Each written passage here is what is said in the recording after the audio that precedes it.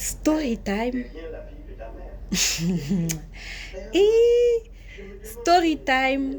Bon, ne gérez pas ma tête. Merci. Story time. Mon mari, après 15 ans de vie commune, ne veut pas m'épouser. Au fait, on fait comment? On fait comment? On y va. Donc, il y a de cela 15 ans que j'ai connu mon mari. J'avais une fille et je venais de sortir de mon tout premier mariage qui n'avait pas abouti, mais avec un enfant, une fille. Donc, un an plus tard, j'ai eu ma deuxième fille avec mon mari actuel. Ce qui fait que dans notre foyer, on a eu 2 enfants. Reste à signaler que pendant ma grossesse, mon mari avait perdu son travail. Donc, il a été licencié de son travail. J'ai eu ma 3e grossesse dans mon tout premier garçon. Mon mari n'avait pas de travail fixe. Il se débrouillait, il se battait afin qu'on ne manque de rien. Il a été un bon mari. Il nous a donné un toit. On n'a pas été locataire par la grâce de Dieu. Donc, les enfants, on s'est battu pour les mettre à l'école. Et moi, de côté, j'avais un petit business, des condiments. Je ne sais pas, on appelle ça comment, des divers, je sais pas. Voilà. Donc, le temps fait que, aujourd'hui, ça fait plus de 15 ans qu'on est ensemble et nous avons 4 enfants. Donc, 3 que j'ai eu avec mon mari dans mon foyer et mon tout premier enfant qui est venu de mon tout premier mariage.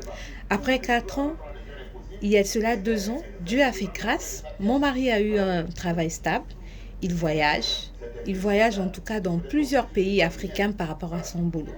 Il n'est plus actuellement à la maison avec nous. Non, pas du tout.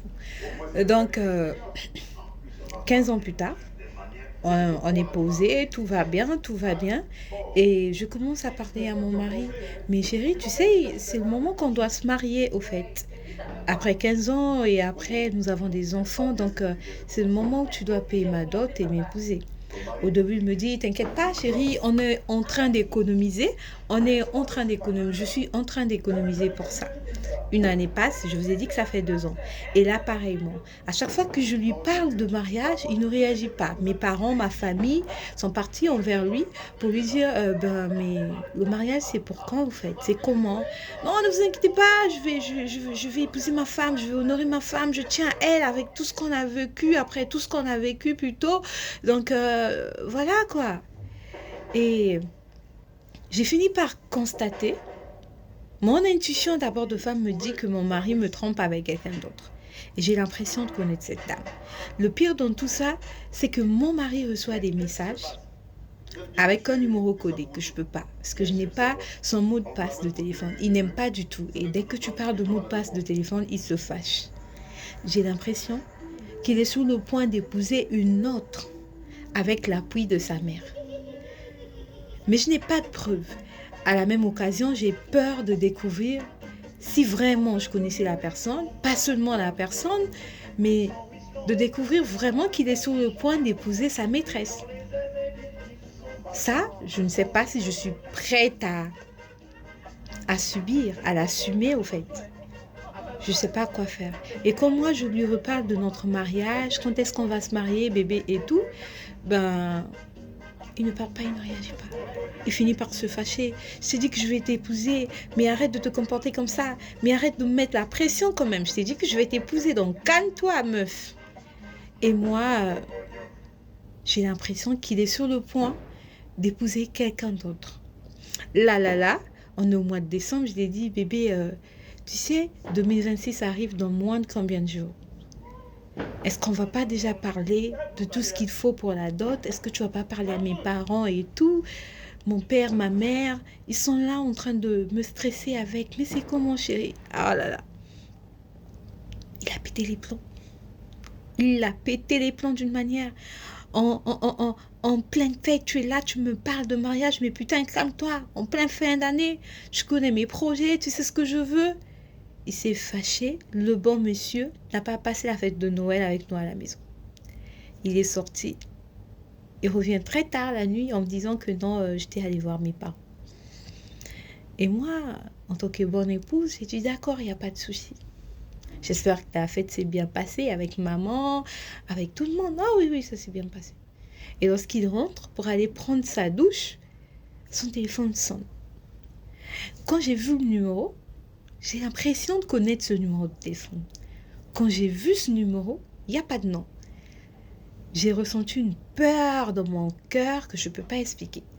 J'ai l'impression de connaître ce numéro. Mais je ne sais pas si devoir recopier ce numéro pour essayer de savoir qui est-ce ou si parler de mes doutes à mon mari. Et on va plus loin. Le lendemain de la fête de Noël, je surprends mon mari au téléphone en train de parler, non, avec un couturier, non, patati patata, le pantalon il est trop gros, patati. Quand je lui demande, ah mais bon, tu es parti chez le couturier parce que ton pantalon il est trop gros, mais quel pantalon? Il me dit, oh non, au fait, je suis en train de confectionner un costume là pour un mariage, un costume africain, pour un mariage d'un ami et tout. Ah, un mariage d'un ami et tu m'as pas parlé de ça?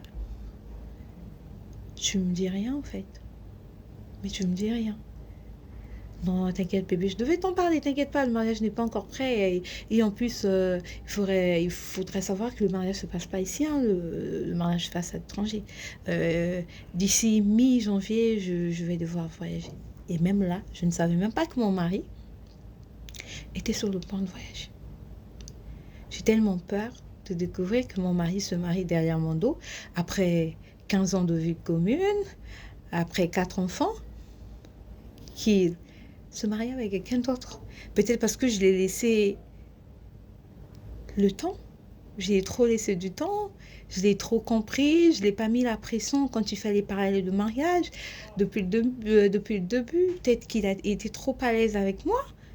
Donc, je ne sais pas, je viens vers vous aujourd'hui pour demander des conseils. Qu'est-ce que je dois faire selon toi? Si tu étais à ma place, que ferais-tu? Que ferais-tu? Story que je viens de vous raconter, c'est pas mon histoire, pas du tout. je ne suis pas la narratrice, non, pas du tout. Je vous raconte l'histoire avec la permission de la personne et elle sera là dans les commentaires en train de vous écouter. N'oubliez pas de liker la vidéo, de la partager, de commenter et le plus important, c'est de donner votre point de vue. Bon, ne faites pas attention à ma tête, hein, pas du tout.